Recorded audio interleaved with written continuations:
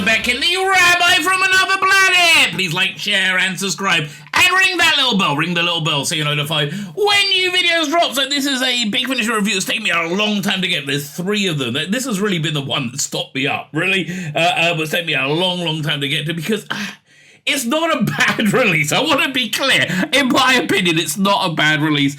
It's just didn't really engage me, and I can't really work out why. Still, even after reviewing it, right, the review I did on my live stream last night, I live stream every night. Join me on a live stream. I'm on Rumble, I'm on Twitter, I'm on YouTube. You can find me everywhere, baby. So I reviewed it, and I still don't know why I was so unengaged with it. It just didn't really drag me in. Maybe because I feel the whole thing is somewhat superfluous in of itself. I'm not sure if Paul McGann's son really worked that well. It seemed a bit nepotism-istic. I mean, also, the character usually played by a different son of his. What are they, a six-pack who just change out to a Paul McGann son? But it's not a bad release. Okay, I want to be clear. It's not a bad release. If you like the 8th Doctor, you'll probably like this, right? I don't know. For me, it took me a long time to get to, and then it took me a long time to get through each story. Not bad stuff. Again, very clear. It's not bad. They're not bad stories at all. Will I get the next box set? I don't know. Really, it depends on what it looks like and who's writing it.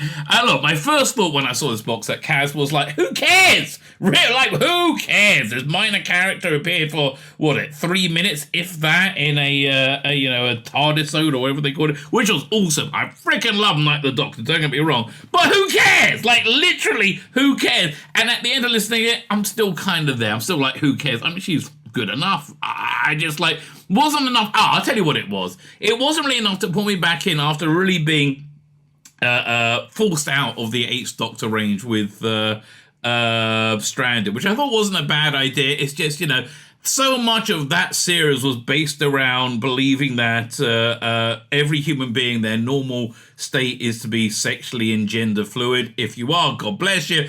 I just feel that's a tiny minority of people, not the majority, not a norm, right? A norm is, it's not a significantly statistical amount. I'll give an example. It's not normal to be Jewish, right? Because I'm Jewish, right? I'm Jewish. Most people are not Jewish, right? I'm not saying it's bad being Jewish, because as my evidence of that is because I am Jewish, right? So, but I wouldn't say Judaism is the norm for everyone. Especially my insane Bible thumping, like I actually believe God is real, which I found most people, even if they're religious, really don't, right? Really on a fundamental level, really genuinely don't. But that's a whole other discussion. But for me, for a box set to be set on that, the normalcy of Judaism, I can see as being something that pulls people out of the drama. Same thing with Stranded, right? The whole Liv Schenker hooking up with Tanya. Just didn't work for me on any levels. It seemed very politically pandering. Politics is the wrong word. Sociologically pandering. Anyway, so it pushed me out. So that's really why I wasn't really brought back in at first. Then I saw this box set. Yeah, looked okay, right? It didn't look bad. And again, I really want to be clear. It's not bad, right? It's not bad at all. So it pulled me back in. Will it pull me back in for another one? I don't know, right? I just didn't buy the second... the last Star Cops box set, not because it looked bad, not because it was, looked like it would annoy me in any way. It'll probably be fine. It'll probably be as good as this. It's just I reached a point when I said, have I got enough Star Cops in my life that if I don't get one other bit of Star Cops, I am totally fine with it, right? And the answer was yes, right? So that's the question Big Finish are pushing me to answer, because there's so much volume of stuff right now. It used to be 5 years ago, I'm like, what, there's a new 3rd Doctor story? That's got a full cast drama and it sounds better. Yes, of course, I have to have that. Now I'm like, I feel it's just they're all a bit disposable. So I think Big Finish is fighting against its own massive catalogue. If only they could work out the rights to do a streaming service as opposed to individual disc release, because I just feel that's the business model going the way of the dodo, in my opinion. Anyway, back to this release. Is it any good? You decide. Fine. Like, share, subscribe, comment. All those things are fantastic. Head over to Rumble and subscribe to me there if you can. That'd be fantastic. I'm very grateful for you doing that. If not, hit subscribe wherever you are, baby. Follow me on Twitter, on I don't know, all the places. It's all in the videos. Follow me everywhere because your life will be so much freaking better for it. And I just care about your life, baby. I care about your life. I care about you. So subscribe to my channel. Fine. This was on a live stream last night. Live stream every day. Come and hang out. What was I going to say? Let me introduce. I can't. No, I was going to say, let me hand over to me from last night. I started to listen to the Third Doctor and Joe Jones. Yeah, which isn't great so far. But I'll give it time to breathe.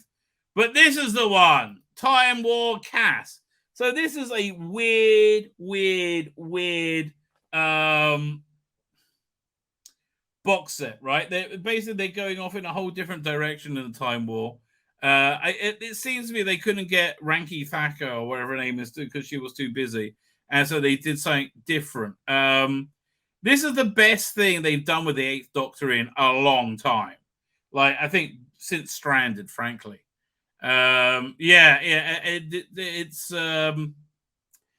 and for some reason, right, they found it very important to pair the Doctor up with Cass, who played the pilot in the Night of the Doctor, right? That 5-minute or 10-minute like little Doctor piece, where he regenerates from McGann into the War Doctor, right? So, and then they also got Paul McGann's son in it, Jake McGann playing his grandson, who was played by his son, but a different son in previous release. So it's all very confusing, and well, I found this genuinely quite solid, right? You had 4 decent adventures. I also found it very, very disposable, right? I mean, like, Paul McGann's always great, and it's always great hearing his Doctor, but this just feels like a bolt on that I really don't need to know about. Having said that, will I get the second box set? It all depends on who's writing it, right? And how good it looks. It's but the stories are solid, right? And the characters also. It's just there's not a good reason for this, right? And that's really the bottom line. There's not a good reason for this. And download is $37. That's just ridiculous. I'm sorry, this shouldn't be more than $20 on download. And I think 15. Honestly, I think these box sets should be 10. Make it the price of an album. I just that would make more sense to me. I think they'll probably sell more. But who knows? So let's look at the individual stories. The Doctor and his great-grandson Alex are back, traveling a universe together. But what happens? But when that universe is in the grips of the Time War, the unexpected lurks around every corner. So what they do with this that I think is interesting is look at the fallout that the Time War would create. And I think it does that pretty well by like messing up time, and people are forgetting important things, people that used to be there that aren't there anymore, right? I think that's a good, interesting idea, right? So it's all about time kind of getting confused and falling away. So meanwhile, elsewhere, by the way, this took me so long to listen to because I wasn't that engaged in the stories. The stories weren't that bad. They weren't bad, but they weren't engaging, right? So this took me like months to get through, which is the problem I'm having with the Joe Jones one as well.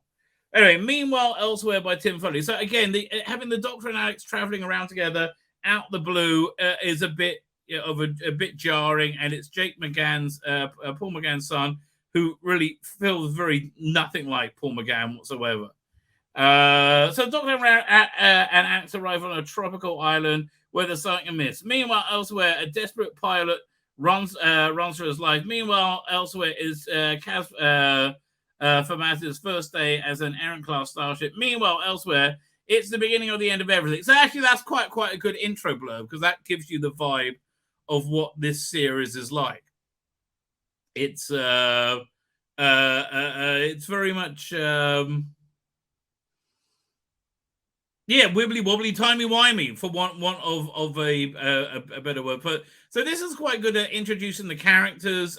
Kaz is a little bit of a Mary Sue, but because she played well, it carried off well, right? And only a little bit of a Mary Sue. But this is just kind of like the intro episodes to get you involved in the what's it called again? The situation, the world. It's Kaz's first trip in the TARDIS, and the Doctor is determined to make it one to remember. So this is Vespertine by Lou Morgan. Doesn't really work, and generally speaking, I think most of Lou Morgan's stuff doesn't work. While it being well written, I don't think it really works for the for the thing she's working on. Like Doctor Who, this doesn't really work. But when they arrive at the research base that shouldn't exist, built above a missing explorer ship that should never have been found, it seems to be going to be memorable for all the wrong reasons. Because deep beneath the ice, there's more than just a long lost ship waiting for them.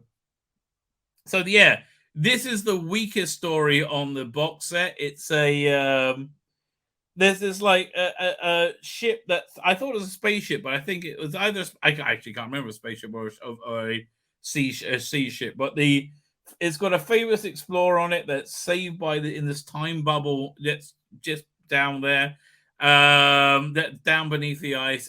And if you knew who the personality was, it would be more engaging, but you don't. And so you don't really have much stake in the story. You know, it's what Rusty Davis said, like when he was doing Doctor Who in 2005. So we wanted to make everything on Earth because, you know, if you go to the Zog planet where the Zog monster is attacking the Zog people, you don't really care. That's the same sort of thing. I didn't really care about any of these people, right? Previously, Next Time is a very good time loopy story by James Moran. James Moran did a few good stories, I think. 1 second. James Moran, Doctor Who.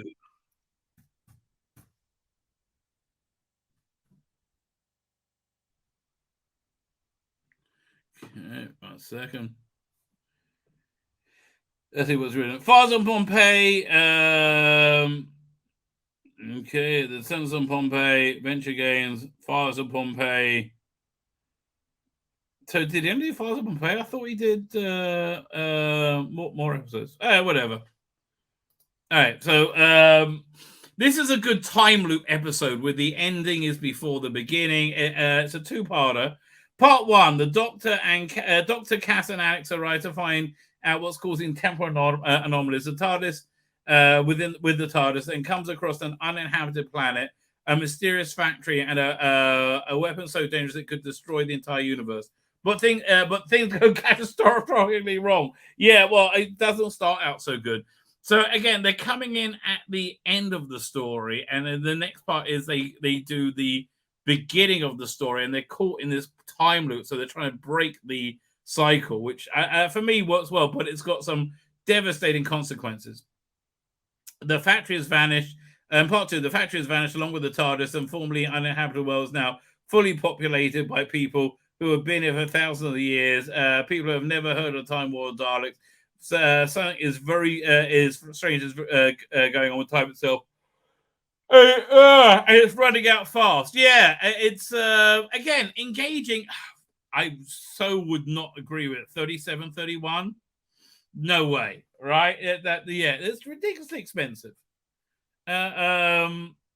For a disposable mediocre product, right? It's okay, but it's not fantastic, right? It's not that worth that money. So next one, when's the next one due out? It's next year, April 2024. So we don't know anything about it yet. Yeah, I don't know. Next one is Living Land, the Making of Zagreus. What?